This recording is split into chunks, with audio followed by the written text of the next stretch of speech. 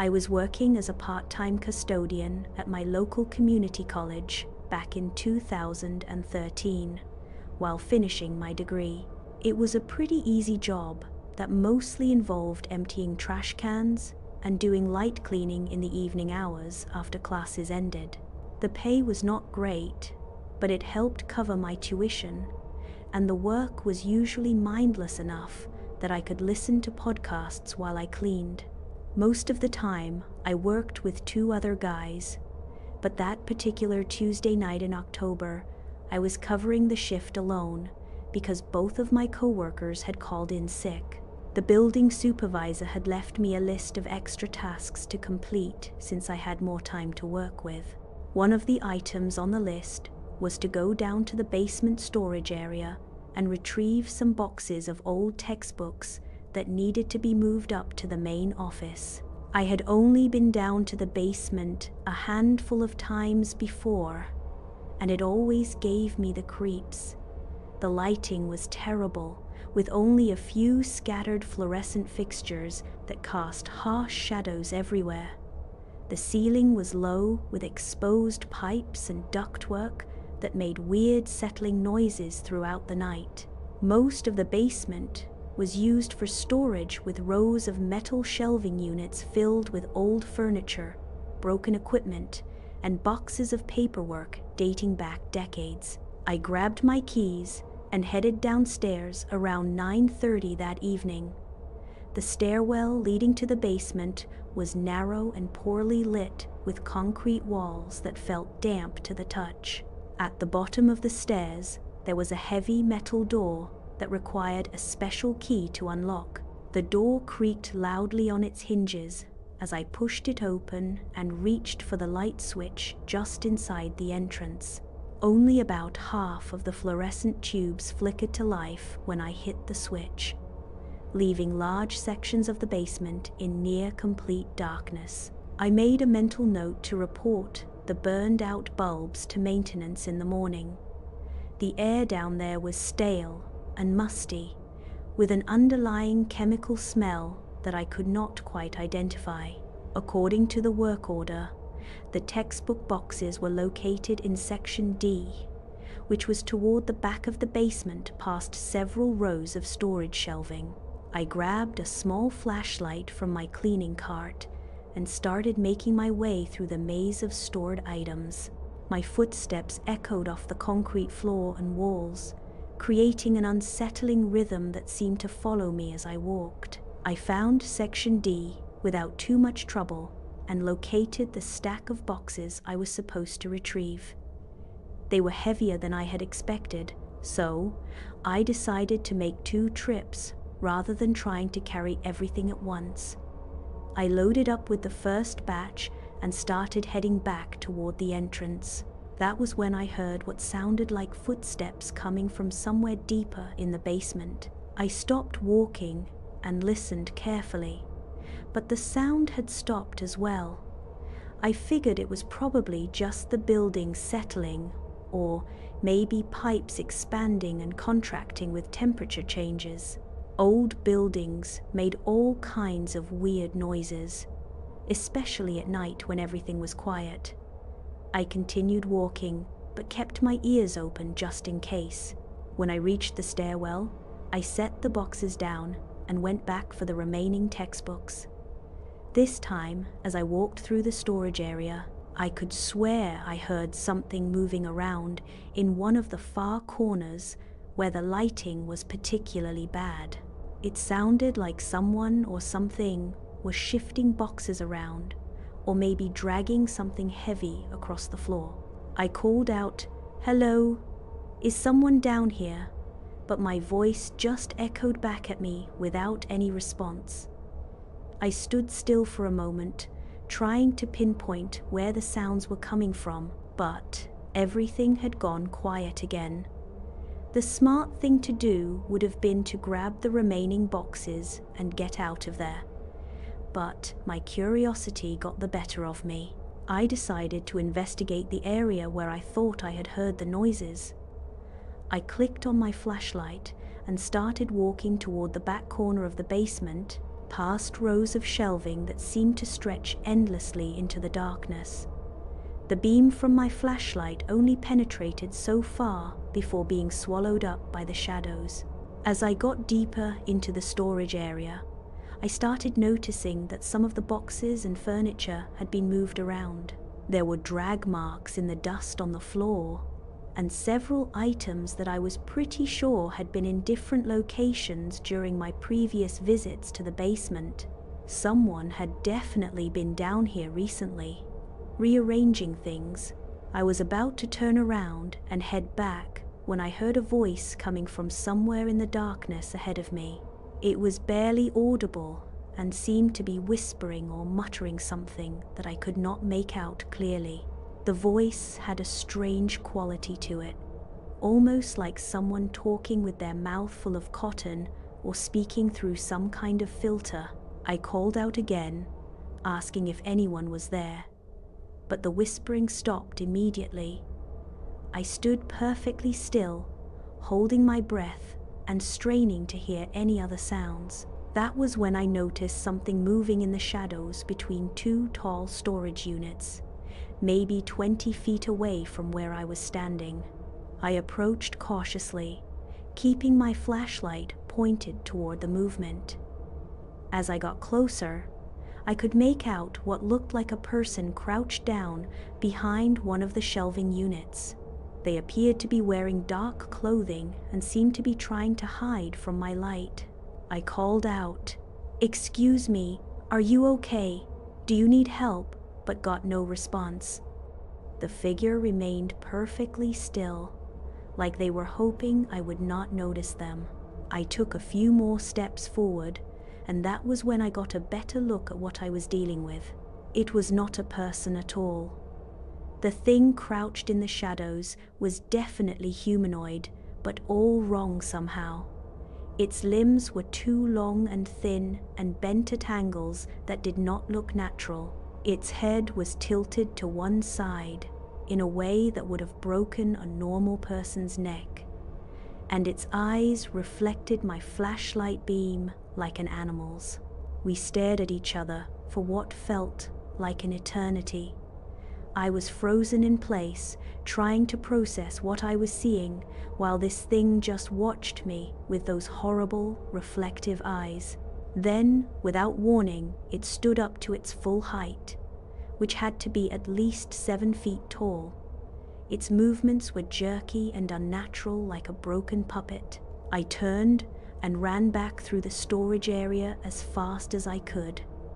Behind me, I could hear it following, but its footsteps did not sound like running.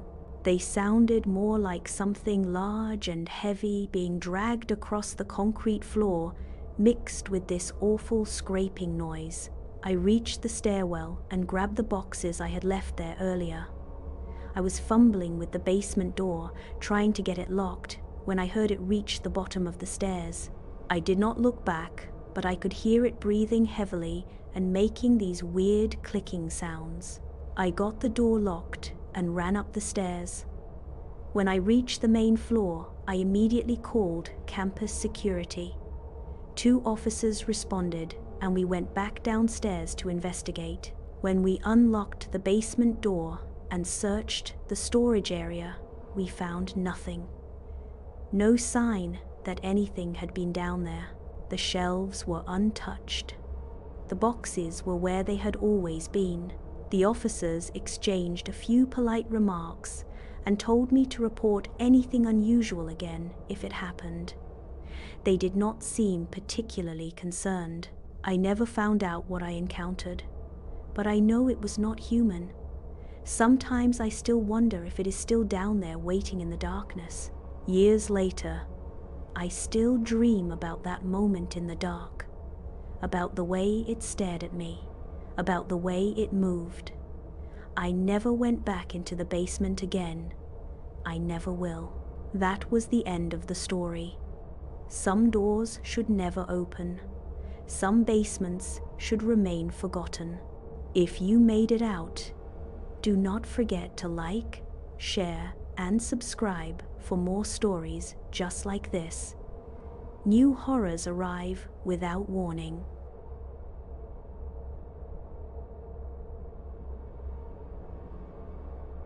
The late autumn chill had settled over campus. It was Friday night, and my friends Liam, Chloe, and Maya were engrossed in urban legends. Our current obsession: the dean's office. This Gothic administrative building, built in the late 1800s, was rumored to house the restless spirit of a former dean who met a mysterious end within its walls. The university had abandoned it, leaving it boarded up at the edge of campus. "They say he still walks the halls," Liam whispered, searching for his lost tenure. Chloe made a dismissive sound but shivered. "Or his sanity. I heard he went mad before he died." Maya, ever practical, added, "It is probably just a squirrel, but it would be cool to see inside." That was it. We decided to break in that very night, keeping it a secret. Under midnight's cloak, we met near the building's overgrown hedges. The moon, a sliver behind clouds, cast long shadows. The building loomed, a skeletal silhouette, its dark windows like vacant eyes. The air grew colder, carrying the scent of damp earth and decay. We approached cautiously, our footsteps muffled by fallen leaves. The old, rusted fence was easily scaled. Liam went first, then helped Chloe and Maya. I followed, scraping my hands. We landed softly, hearts thudding. The building was immense, its stone facade cracked, ivy clinging. We circled it, searching for an entry. Most windows were boarded, but one on the ground floor, hidden by a gnarled oak tree, seemed less secure. The wood was rotted, a single pane of glass shattered. "This is it," Liam whispered, pulling out a crowbar.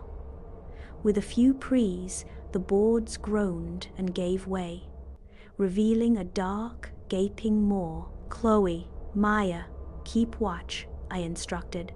"Liam and I will clear the way." We worked quickly, pulling away splintered wood. The opening was just big enough. Liam went in first, his flashlight beam cutting through the darkness. "Clear," he reported, his voice echoing. Chloe followed, then Maya. I was the last. As I squeezed through, my backpack snagged, and I felt a sharp sting on my arm. I ignored the blood, pulling myself inside. The air was thick with dust and the musty smell of forgotten things. My flashlight revealed an old reception area covered in cobwebs and debris. "Liam, Chloe, Maya," I called out, my voice small. No answer. Unease washed over me. I stepped further in, boots crunching on glass. The reception area led to a long, dark hallway, lined with closed doors. I called their names again, louder. Still nothing but echoes. A faint, scratching sound came from one of the doors on the left. My heart leaped. "Guys, is that you?" I moved towards the sound, my flashlight trembling. The scratching grew louder, like fingernails dragging across wood. It was from the third door down. I pushed it open slowly. The room was pitch black, but the scratching continued from the far corner. "Liam, seriously, this is not funny," I said, stepping in. My flashlight cut through the gloom, revealing an old desk and a high-backed chair. The scratching stopped. I swung the beam towards the corner, and there he was. A figure, tall and gaunt, standing perfectly still, facing the wall. He wore an old, dark suit, his posture rigid. My breath caught. This was not Liam. This was too tall, too still, too wrong. Who are you?" I stammered. my voice barely a whisper. The figure did not move. He just stood there, facing the wall. A cold dread seeped into my bones. Suddenly, a loud scream ripped through the silence right behind me. I yelped, spinning around, my flashlight wildly swinging. And there they were, Liam, Chloe, and Maya, collapsing into hysterical laughter. "You should have seen your face," Chloe shrieked. "We hid in the closet," Maya managed. Liam, still laughing, clapped me on the shoulder. "Gotcha! We heard you come in and decided to pull a quick one." My heart, pounding from the scare, now hammered even harder with a sickening realization. "Wait," I gasped, pushing Liam away. "If you were in the closet, then who was that?" Their laughter died instantly, replaced by stunned silence. The air dropped several degrees. Their faces were pale. I waved them frantically towards the room I had just exited. "Come on, back to that room." We stumbled back, flashlights cutting through the dust. I burst back into the room, swinging my light to the corner. It was empty. The chair sat undisturbed, no figure, nothing. "But he was just here," I insisted, my voice cracking. Chloe gasped, eyes fixed beyond me. Maya pointed a trembling finger towards the door of the room. It was slightly ajar, just a hairline crack, and through that crack, an eye, a single, dark, unblinking eye, pressed against the narrow gap, staring directly at us, its gaze chillingly intense. Chloe screamed. Maya sobbed. Liam yelled, "Run! Get out of here!" We did not need to be told twice. Panic propelled us. We scrambled, tripping over debris, flashlights bouncing. We ran back towards the broken window, desperate to escape. I was the last one through, convinced I would feel a cold hand grab my ankle. But I made it. We all made it, bursting into the cold night air, gasping. We scrambled over the fence, not bothering to be quiet, and did not stop running until we reached the brightly lit campus quad. We collapsed onto a bench, trembling. The image of that eye burned into our minds. It did not make sense. The building was sealed. The only way in was the window we had broken. How could anyone else have been in there? And what was he doing? Just standing there, watching us? That unblinking eye, pressed against the crack, was a permanent scar on my memory. We never spoke of it to anyone else, but we never went near the dean's office again. The rumors continued, but now, for us, they were a chilling, undeniable truth. Liam was never found. The police searched for weeks, combing the woods and questioning everyone. But the tent, the campfire, and even the trailhead were gone. Tyler tried explaining, but it never made sense. And the worst part? A week later, he found a voicemail from Liam. It was just static and breathing. That was the last meeting. If you are still here, then you heard everything. Maybe you believe it, maybe you do not. But if someone ever asks you to camp with them, someone you barely know, just remember what happened when Liam unzipped that tent. Some doors should stay shut. Some smiles are not meant to be returned. If this story got under your skin, like, share, and subscribe for more true horror stories. And whatever you do, do not follow the sound.